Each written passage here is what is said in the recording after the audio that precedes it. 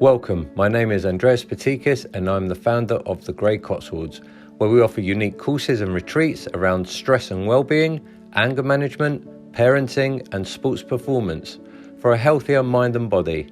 Our venues are set in the beautiful and relaxing Cotswolds countryside with luxurious private dining and facilities. Our specialist team have vast knowledge and experience with beneficial therapies and advice, all in one place, to help with any challenges and empower you for life. Discover a new way of living through our podcasts and prepare to enter a world that is not black and white. Let us accept the colours in between. Welcome to the Grey Cotswolds. Hi, welcome everyone, and today I'm joined by Tamzin. Tamzin, tell me and everyone who's listening who you are and what you do. My name is Tamzin. I'm a dietitian. Thank you for having me today. So I'm a clinical dietitian. I work within the NHS and freelance. My main roles are working with people either with enteral feeding, so tube feeds, or with children with sensory processing issues such as autism, avoidant restricted eating disorder, which is ARFID, and other issues around food, anxieties. So that's what I do. And then in my freelance work, I work specifically with people with irritable bowel syndrome, also IBD. It can be all a range of things: diabetes, heart disease, weight management. That's what I do.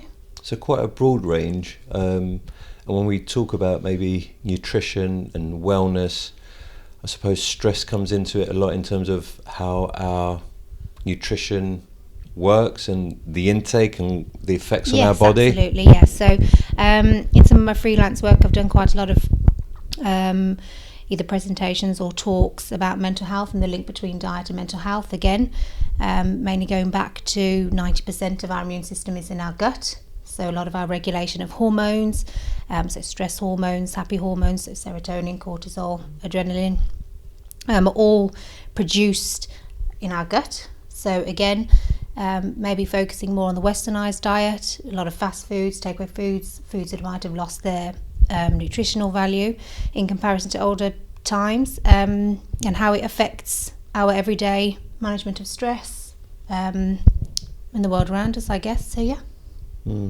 And I suppose in this day and age we're getting a lot of diagnosis of autism and anxiety. It's come more to the forefront, it seems, over the last few years.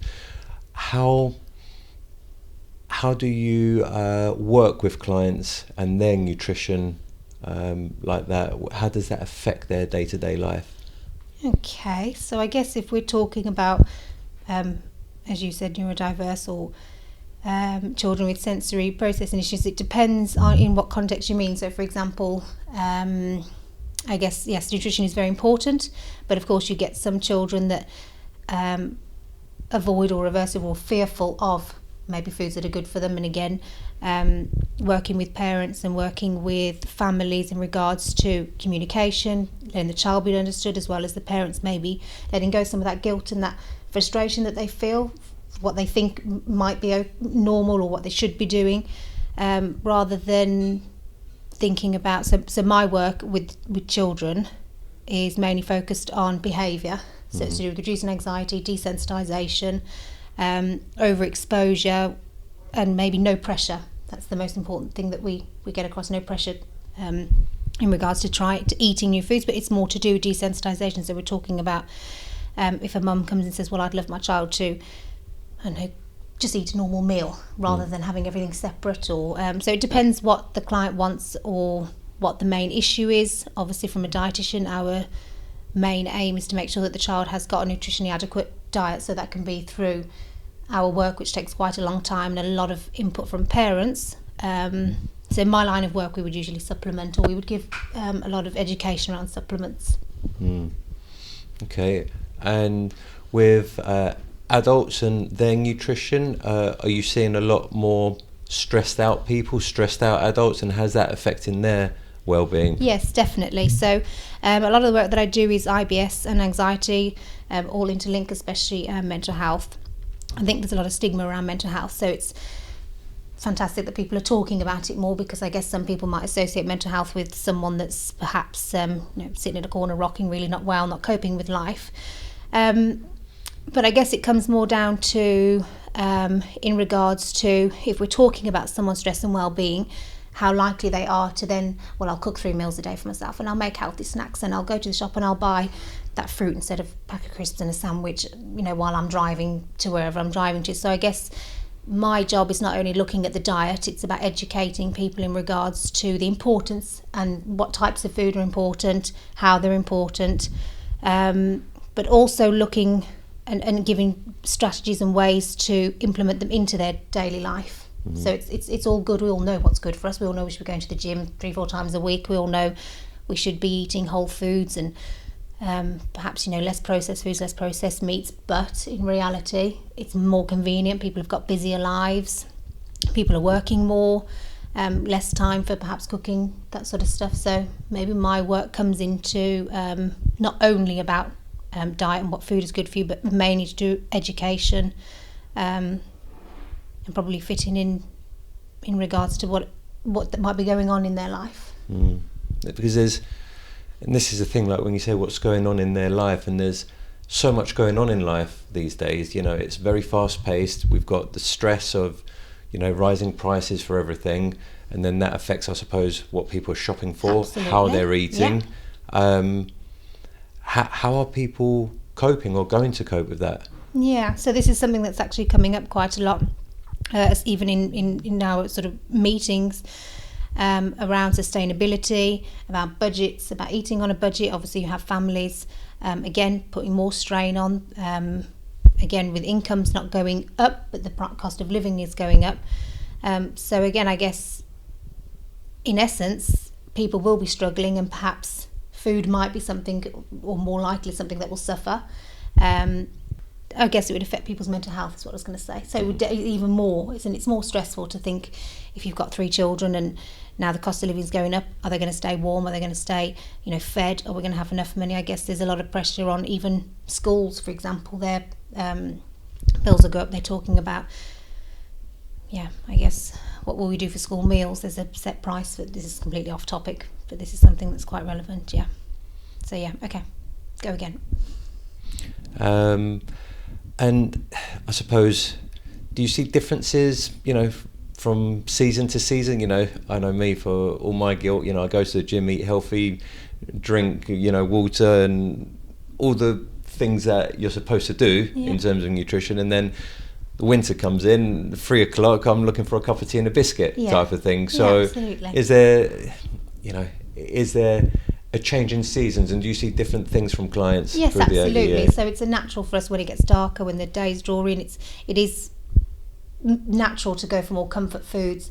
So I guess it's more to do with perhaps choosing healthier options. Even if it is biscuits, for example, you might think that, well, I'm sure you'd assume I should go for a piece of fruit, but not necessarily. There might be a whole grain bowl, there might be something that is low in sugar, or there are other options to your comfort foods that you can choose. And again, that sort of goes down to, so there's comfort eating, binge eating. There's all sorts of different reasons and emotional drivers for why we eat what we eat and the way we do. But I guess that's a completely different topic. But in relation to mental health or stress or anxiety, or someone who is a little bit run down, the last thing you want when you want a bit of comfort food is an apple and a glass of water. You want a biscuit and a cup of tea. So I guess it's to do with making informed choices. It's perhaps maybe swapping out what you perhaps feel guilty for having when you think you'd rather have had something else, and perhaps just keeping it within the same category of food. For example, you said a biscuit and a cup of tea. It could be a herbal tea and a whole grain breakfast biscuit, which might be fortified with certain iron, vitamin D, calcium, that sort of stuff. And again, going back on to children, that's the sort of stuff that we would do. People come to me and they'll say, oh, I know you're going to say my diet's terrible, or please don't judge my child's repertoire of what they eat, but that's not what we do. It's taking what you already eat and just making a slight change. It doesn't have to be drastic. You know where you want to go, but that's unrealistic. So and that's the support you give. So people coming on to the Grey, adults maybe thinking about their nutrition, what will you bring to the Grey? I think it'll be more to do with I guess educating people about different foods, probably I guess how foods affect our mental health, our hormone regulation, our stress response, how important nourishment and food is for our mental health and our well-being, and also for our overall health. But it's more to do with enabling them to make an informed choice. So it's not something that's put on them, it's not a prescription, it's something that someone can say, well, actually I can make small changes, I can put that into my very busy life, where I've got other things to think about, perhaps dependence, they've got other people to think about in their life, their family. And sometimes I think people tend to maybe underestimate the pressure and stresses that other people might have in their life, and that they are not the only person that they need to think about.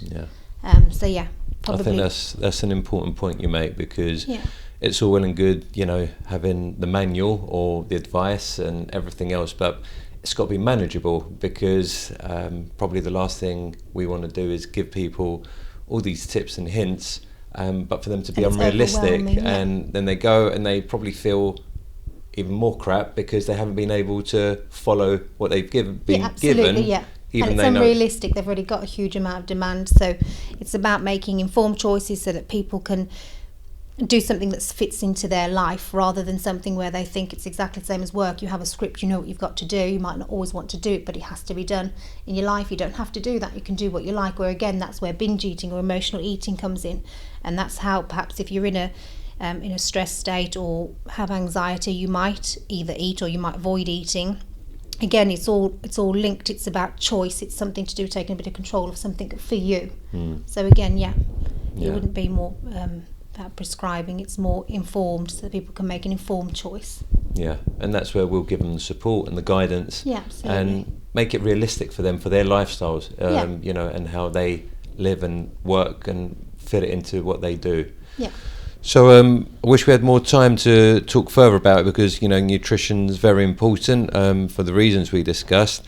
Before I let you go, I've got a couple of questions to ask everyone. What do you do to relax?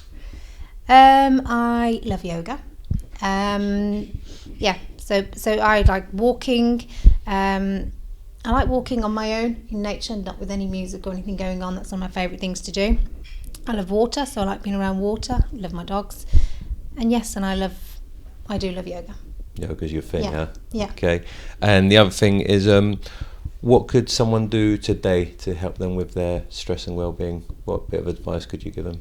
I would say, from personal experience, and obviously from lots of people that I've worked with, is to take time out for yourself. Really important to let go of any guilt and responsibility that you have to others, even if it's just half an hour a day, an hour a day, to take that time to completely detach from all the pressures that you've got around you and do something for yourself. And that's, I don't know, I always say, away from distractions and noise. It doesn't need music, it doesn't need energy, it doesn't need other people talking, just quietness and stillness for yourself.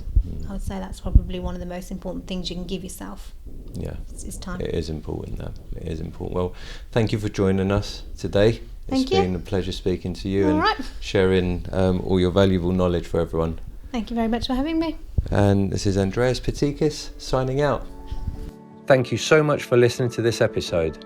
If you have any thoughts, feelings or reflections on today's podcast, please leave them on the comments section on our website or social media channels. You can find more episodes and information at www.thegreycotswolds.co.uk. This is Andreas Patikis, your fellow traveller on life's journey, signing off.